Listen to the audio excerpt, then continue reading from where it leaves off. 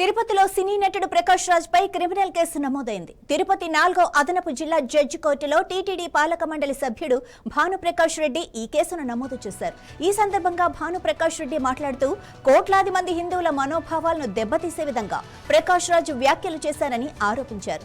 హిందువుల ఆరాధ్య దైవమైన శ్రీరాముని దొంగతో పోల్చారని ఆయన విమర్శించారు. గతంలో నోటీసులు పంపినప్పటికీ స్పందన రాలేదని, అందుకే న్యాయపరంగా చర్యలు తీసుకున్నామని తెలిపారు. ప్రకాష్ రాజ్ను కోర్టు ముందుకు తీసుకొస్తామని, హిందూ మనోభావాలతో చెలగాటమాడితే తగిన మూల్యం చెల్లించక తప్పదని హెచ్చరించారు. అవసరమైతే సినీ అసోసియేషన్ కు ఫిర్యాదు చేసి ఆయన సినిమాలను కూడా బహిష్కరించేందుకు చర్యలు తీసుకుంటామని భానుప్రకాష్ రెడ్డి తెలిపారు. కోట్లాది మంది హిందువులకు ఆరాధ్య దైవమైనటువంటి శ్రీరామచంద్రమూర్తిపై, లక్ష్మణ స్వామిపై, సీతమ్మపై అనుచిత వ్యాఖ్యలు చేసినటువంటి దుర్మార్గుడు, రాక్షసుడు, ఒళ్ళు కొవ్వెక్కి తినింది అరక్కండా హిందువుల దేవుళ్ళపై అనుచిత వ్యాఖ్యలు చేసినటువంటి ప్రకాష్ రాజ్ అనే రాక్షసుడిపై ఈరోజు మా అడ్వకేట్ అజయ్ కుమార్ ద్వారా తిరుపతి కోర్టులో వారి మీద క్రిమినల్ కేసులు నమోదు చేయాలని చెప్పి నేను దాఖలు చేయడం జరిగింది మా అడ్వకేట్ ద్వారా. నేను ఒకటే అడుగుతున్నా ప్రకాష్ రాజ్ని, నీకు ధైర్యము దమ్ము ఉంటే అన్యమతస్థలో జరుగుతున్నటువంటి అన్యాయాల మీద, ఆగడాల మీద మాట్లాడే ధైర్యం ఉందా?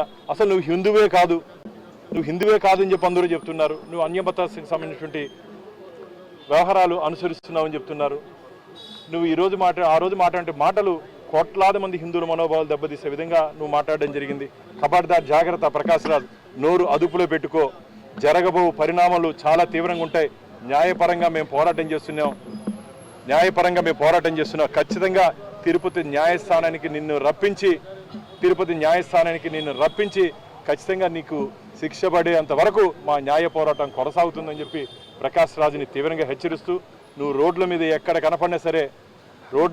కనపడినా సరే రాబో రోజుల్లో హిందువులు నీకు వీపు విమానం చేసే రోజులు దగ్గరలోనే ఉంది. నువ్వు నోరు అదుపులో పెట్టుకోకుండా ఇష్టానుసారంగా మాట్లాడితే శ్రీరామచంద్రమూర్తి ఉత్తరాది నుంచి దక్షిణాదికి వచ్చాడా? లక్ష్మణ స్వామిని లక్కీ అని పిలుస్తాడా?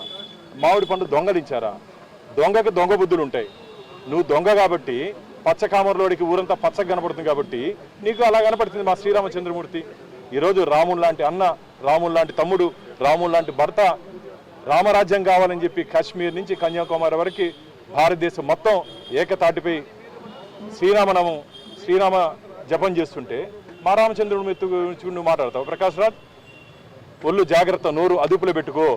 నువ్వు ఇదే విధంగా ఇంకొకసారి ఎక్కడన్నా కానీ హిందూ దేవుళ్ళ గురించి మాట్లాడితే, నువ్వు కాకుండా ఎవరైనా సరే మాట్లాడితే జరగబో పరిణామాలు చాలా తీవ్రంగా ఉంటాయి. ఇది మాటల్లో చెప్పే విషయం కాదు. ఇది మేమేదో నిన్ను బెదిరిస్తున్నాం అనుకోవద్దు. జరగబో పరిణామాలు మాత్రం చాలా తీవ్రంగా ఉంటాయి. ఎవరైనా సరే హిందూ దేవతల జోలికి వస్తే జరగబో పరిణామాలు హిందువులందరం కలిసి వారికి తగిన విధంగా బుద్ధి చెప్తామని చెప్పి ప్రకాష్ రాజ్తో పాటు ఇలాంటి దుర్మార్గులు ఎవరెవరు ఉన్నారో అందరినీ హెచ్చరిస్తున్నాం. న్యాయపరంగా ఇప్పుడే మేము దాంట్లో ఉన్నటువంటి మా అడ్వకేట్ ద్వారా కేసు నమోదు చేయడం జరిగింది. రాబోయే రోజుల్లో ఖచ్చితంగా ప్రకాష్ రాజ్ తిరుపతి న్యాయస్థానానికి వచ్చి తీరాల్సి. ఇదే మొదటి. ఈరోజే గతంలో రాష్ట్ర director general of police, Tirupati SP వారికి ఫిర్యాదు చేయడం జరిగింది.